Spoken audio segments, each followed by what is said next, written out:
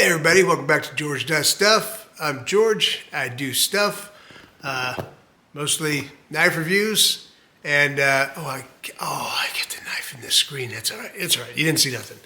And today's review is of a knife, very odd knife. I'm a member of the Amazon Vines program. So if you don't know what Amazon Vines is, if you review enough products on Amazon, and oh my goodness, I got everything in the picture.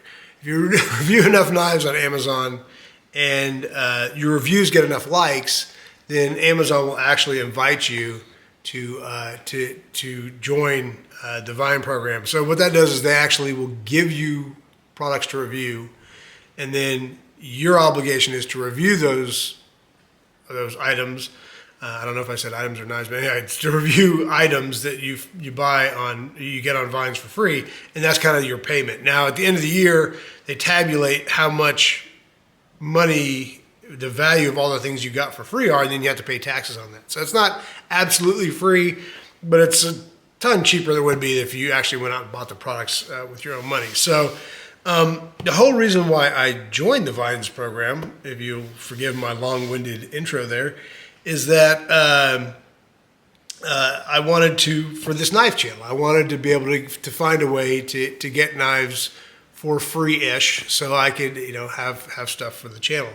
Unfortunately, it has not worked out very well. They very, very rarely have pocket knives.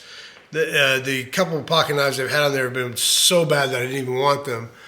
But I did get one, and the one that I got, I expected to hate. And I said without hesitation, the value of this knife, I believe, as it was listed on Amazon, was $8.99. And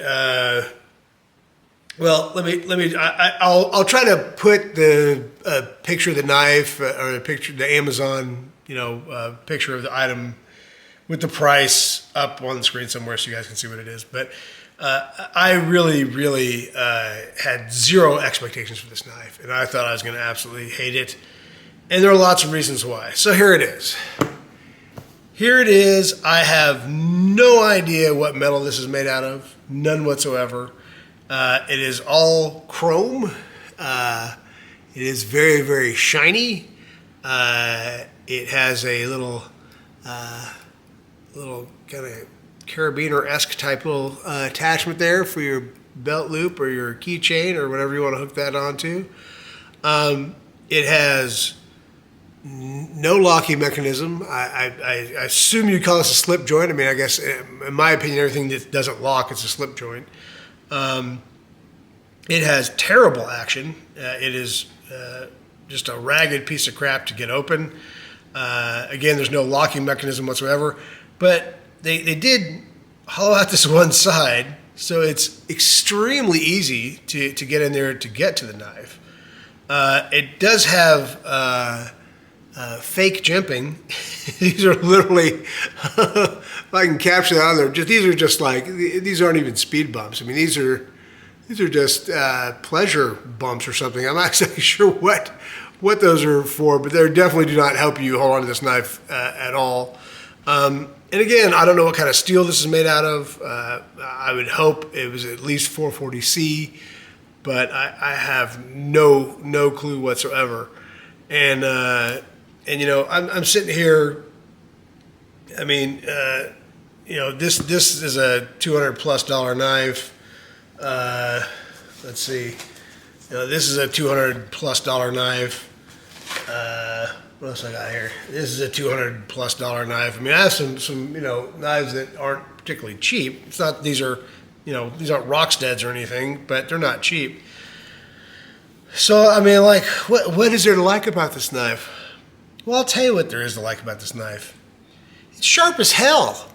This knife is sharp, and not only is it sharp, I use this knife to open boxes because that's really all I'd ever do with this knife. And it got dull. And then I sharpened it, and it re-sharpened beautifully. So I don't know what steel this is. Now, I'm not, rough, and I'm not, trying to split rocks with this or anything. But for what I use a knife for, which is mostly opening boxes from Amazon and, opening, letters from the mail, or, maybe cutting a shoestring or something like that, opening, a sealed, bubble wrap envelope or something like that. This knife is insanely good. It's really, really good. It doesn't have a pocket clip, so there's no hot spot as far as that's concerned. All the edges on this cheaply made knife are all rounded out, all rounded over, so there's no hot spot on there. Again, it doesn't lock, so you got to be careful with it. It's not a knife you can just fling around, or else it's gonna. Well, it doesn't close super easily anyway. But it's easy to get. It's easy-ish to get open. It's easy to get access to it to open it. It's got kind of a nice blade shape to it, and it sharpens up just fine. I mean, I'm like, I wanted to hate it, and I don't. It's kind of like the mermaid knife. I'll put a picture of the legendary mermaid knife up here somewhere. And I can't remember who makes that. I want to say it's SOG, but I don't remember. But it's just one of those weird, quirky, silly, super cheap knives that you would think would be a butter knife, but it's not. So we'll go ahead and rush through this because this isn't really that serious of a review. Here it is next to an LUDT. Here it is next to a Kershaw Mini Iridium. Just so you have kind of an idea of the size of it. Here it is next to a Spyderco Native. I mean, this is a tiny, itsy bitsy little knife. It is literally just a little fly speck of a knife. Here it is next to the Buck. Oh, I can't remember what the name of this is. I'll do a review on this sometime too. This is I think it's called the Companion. I think it's called the Companion. It was just an awesome little micro knife that is actually a frame lock and sharp as hell, which is kind of cool. And this knife is a $20+ something knife. Anyway, I digress. So shockingly, this crappy $8 knife that would just not be good for anything, it's actually good. I mean, it's not, I don't even want to carry it. I mean, I guess you could, if a knife you want to, if you're going on a trip and you want to risk, give it to the TSA or something, if you forget to check it. But if you're looking for a cheap knife, I'll tell you what, I'm going to go ahead and go out on a limb and piss off the entire internet. This knife is $10. This knife is $9. This knife I can sharpen. This knife I can't. This is supposed to be D2 steel. I don't know if it is or isn't. But whatever this steel is made out of, I can get it sharp. And guess what? We're going to cut some paper right now to show you. So here is my Ozark Trail. I believe this is the one I put an edge on.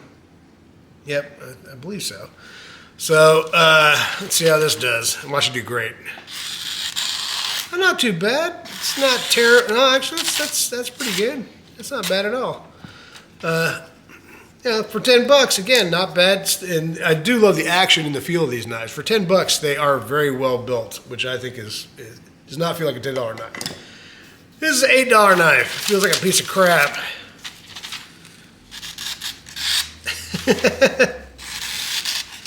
This knife cuts almost exactly the same way as that Ozark Trail knife, maybe even a little bit better. And if I just stropped this, because I don't even think I stropped it after I cut it, after I sharpened it. This is a great little, virtually free knife. And I adore this knife, this little super cheap, no-name brand. I don't even remember who makes this knife, but you can put a really nice edge on this knife. It feels much sharper than the Ozark Trail, and it just does everything you want a little household knife to do, a little household folding knife. I don't have to tell you, folks, I like it. It's cheap, it's tiny, it's got a decent edge on it, and that's really all I care about. You can fold it up and maybe chop off one of your fingers. You can put it on your keychain. I think you can actually use that as a bottle opener if you're so inclined. I don't know. try. That's it. I don't know. I just like this knife. You can probably gonna lose all my subscribers due to this, but hey, $9. It's not too bad. All right, folks. That's it. That's all I got for you. Thanks so much for watching. Thanks again to all my subscribers. I hope you guys were entertained. I appreciate you spending your time with me. Your time is valuable. And hey, hopefully we'll see each other again. Talk to you soon.